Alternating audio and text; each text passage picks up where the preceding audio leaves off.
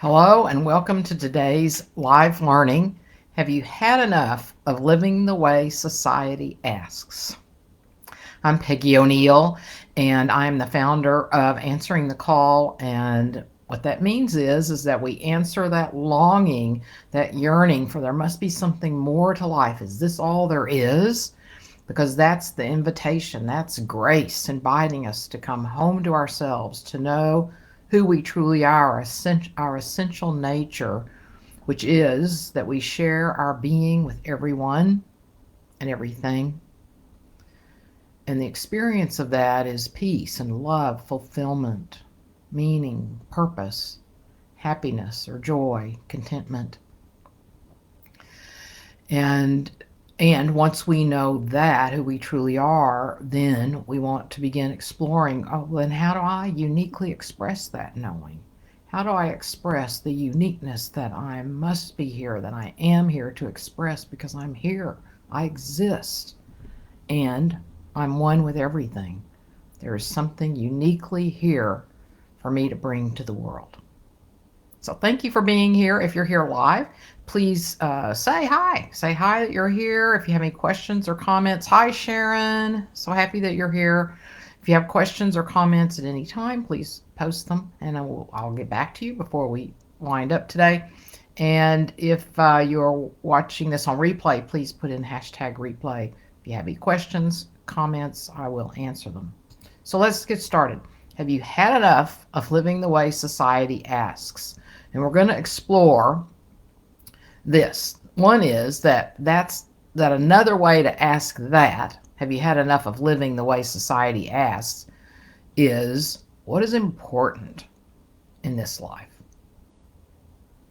We're also going to explore how to honestly assess what is important to you.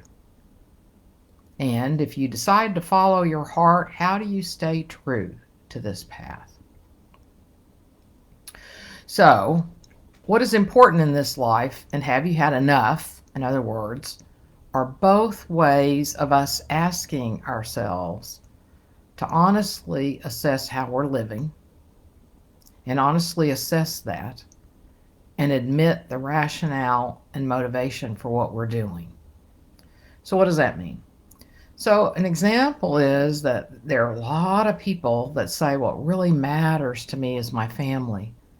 And yet they work 10 or 12-hour days, busy on the weekends, taking phone calls while they're with the family, getting called away to work.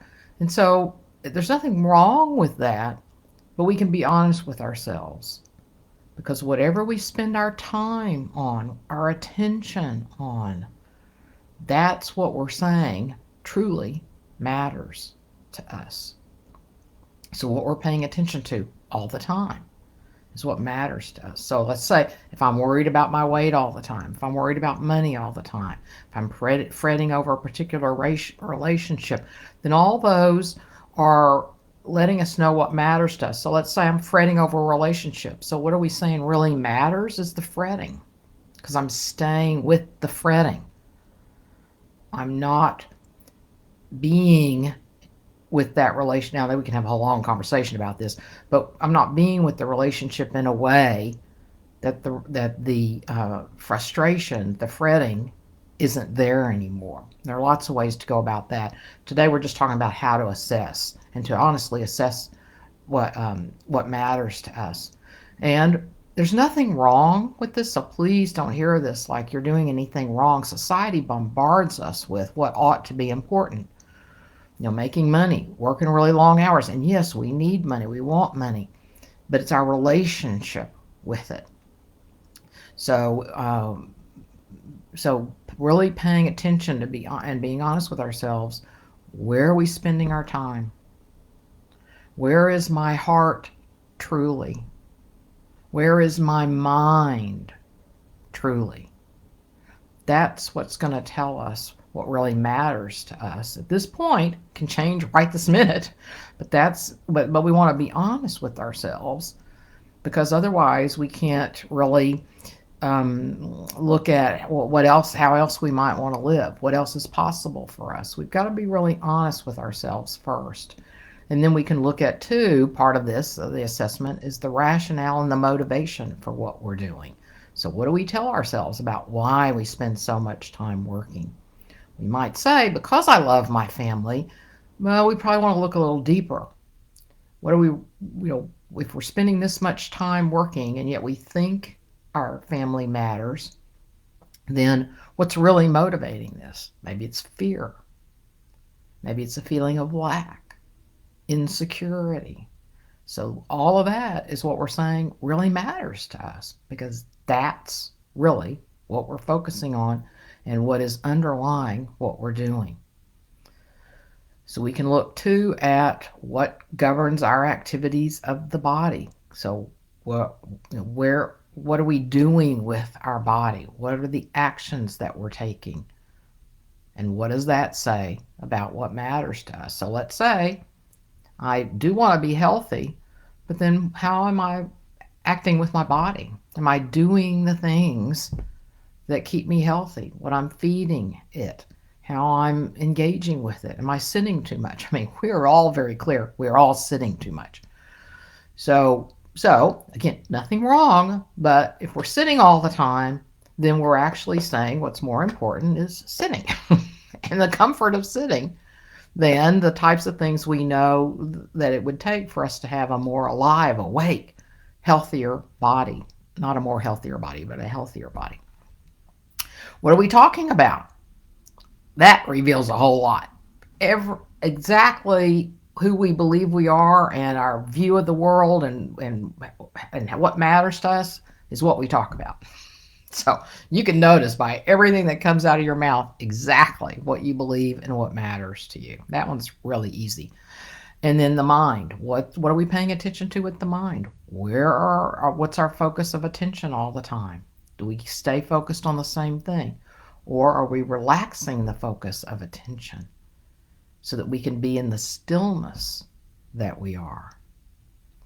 So for many of us, and I'll admit, I've been there, I'm still there some. I'm actually not taking as good care of my body as I say matters to me. So I'm about to correct that. I'll admit I'm not doing that this week. I mean, it's not bad. It's better than most people, but there's another level that I really want to go to with my body. So and then so we can also, it might reveal to us how selfishly and superficially we live. Again, nothing wrong with that, but are we being selfish, or are we living as the one being that we are? Are we being in service? Are we contributing? How are we living our lives? Is it all about me? For most people in our culture, it is. It's all about me, my own fears, taking care of me. And we want to do that. It just can be both and. And we live in superficially. We're spending a whole lot of time watching a bunch of stuff on TV, cable, Twitter, whatever, YouTube, that aren't supporting what matters to us and how we want to live. So I'll see if there are any thoughts or comments about this so far. Sharon, yeah, it seems there is a disconnect between what we believe is important to us and how we're actually living. There is for a lot of people, because we have belief confused. People are asked, well, what matters to me? Or what's your belief about what matters to you? That sort of thing. And so we think that the idea of it is the proof of what matters to us. So if I say I believe family is important, or I'm just saying family is important, then we think that's our belief, but we can tell by our behavior is what actually matters to us. That's where we find out what matters to us. And so it's just been confusing for people, because people have thought, well, if I think it matters to me, then that's what matters to me. But it's how we actually live is what tells us what matters to us. And that can be hard for us to admit. I mean, that's one of the things I was going to mention today too. I've realized lately I'm too busy. I keep myself too busy. And sometimes I go, what am I doing that I'm so busy? And I can rationalize all the things that I'm doing. I have lots of rationale, like I was saying. for what I'm doing and why I'm doing it. But I've just become real honest with myself in the last 24 hours and gone, nope, this has to change because this is not how I want to live. This is not what matters to me. Even though, again, I have great rationalization for all the activity I'm involved in. And a lot of people would agree. But I'm done. So I am. What's the question? Have I had enough of living the way society asks? Yep. Once again, I've had enough because I've been getting sucked into some stuff. All right. So another way to be honest with ourselves. Let's see. Let me make sure. Yeah. Another way to be honest with ourselves is where is another. Well, it's another way of asking what I've been talking about so far. So where is our mind? Where is our mind? Where is our body? Where is our energy? So if we're right here, sorry, you're here physically right now, but that doesn't necessarily mean that you're here. Same here. I'm here physically right now. It doesn't necessarily mean that I'm here. My mind could be going to, what am I going to do in a little bit? Or I wonder what she's going to say next. Or I wonder what I want to say next. Or our energy might still be hanging out in what we were doing 30 minutes ago. So one of the things that we really want to do to live as who we truly are is to be here now with all of our being and not somewhere else. So what am I saying here? We are only needed here now, not anywhere else. How do we know? Because we're here right now. We're here right now. So our mind doesn't need to go somewhere else. Our energy doesn't need to go somewhere else. Our purpose for being is this moment. Whatever moment that we're in, our purpose for being is here now, this moment. So to also be honest with ourselves, am I living here now or am I partially here?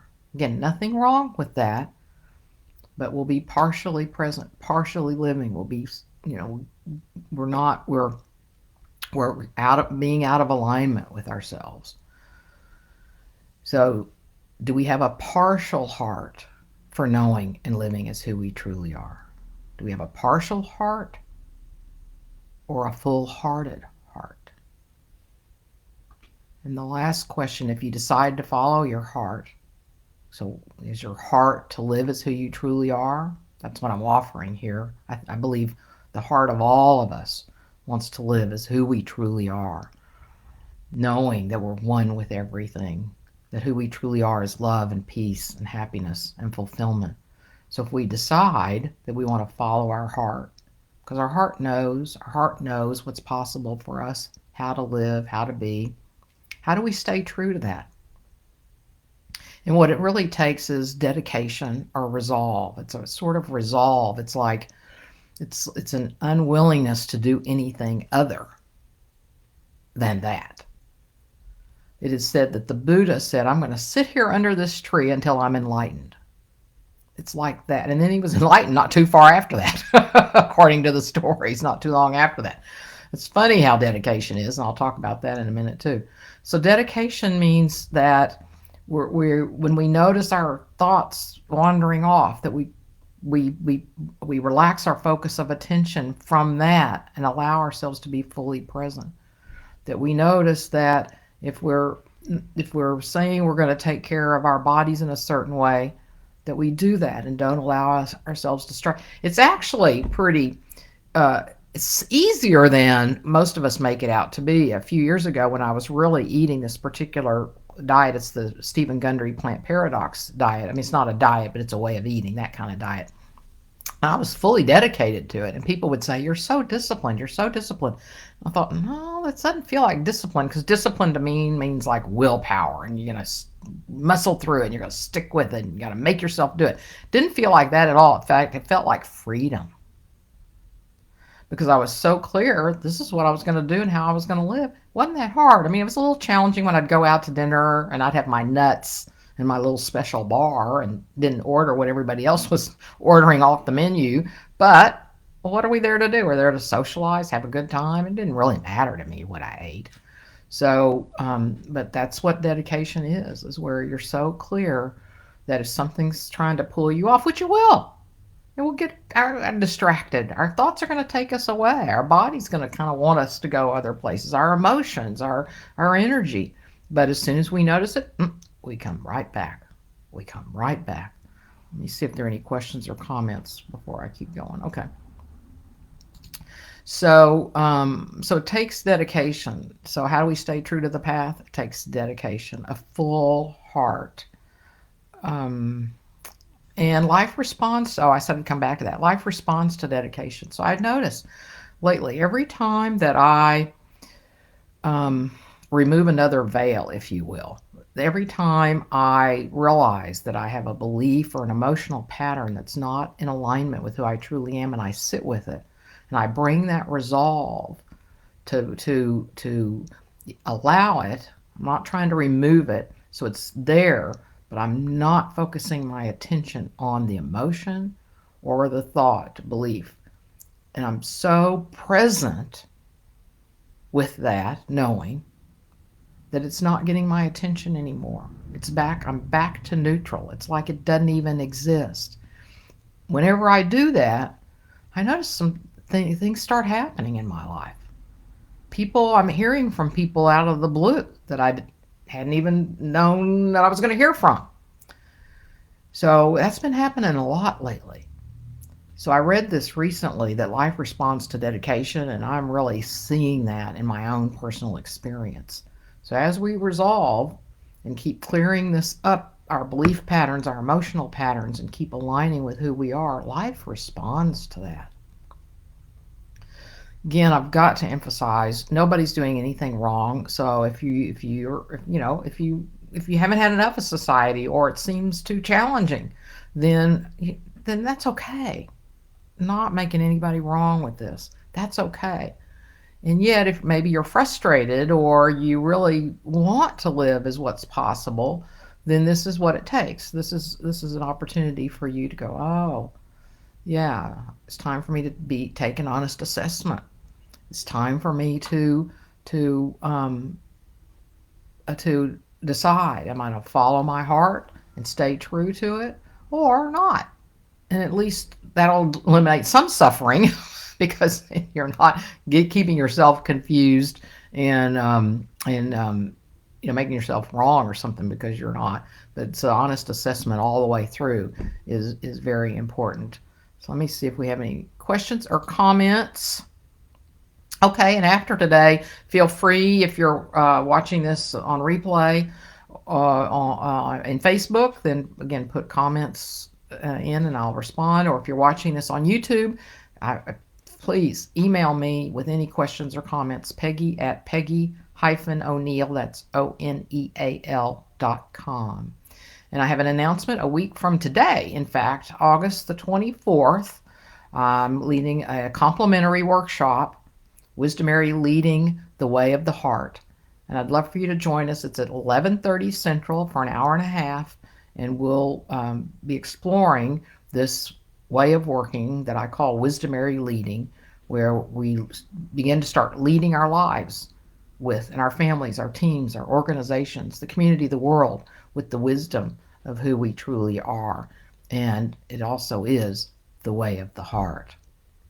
Thank you, Sharon. You're welcome. You're very welcome. Thank you, everybody, for being here today.